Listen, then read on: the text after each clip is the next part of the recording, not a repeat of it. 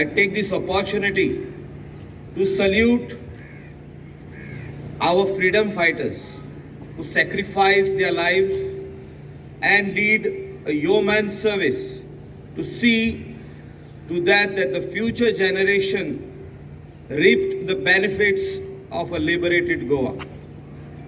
On this day, I take this opportunity to salute the frontline health workers who are in forefront of this war against the pandemic. Goa is taking giant strides in the field of education, science, technology, sports, health and various other fields. Under the able leadership of our Honorable Chief Minister, Dr. Prabodh Sawantji. In spite of all odds, government has not stopped the path of development.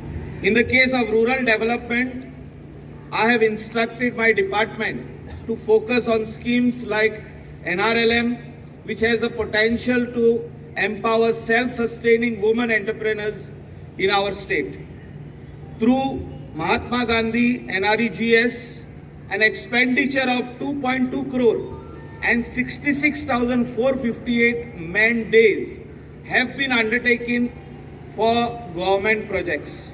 Also, we are in process of identifying such more Government of Goa projects which will enable us to utilize at least 50 crore through this scheme. This money comes from the aid which is given by the central government.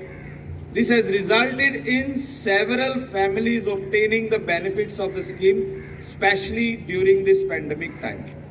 Innovation is the true calling card of the future.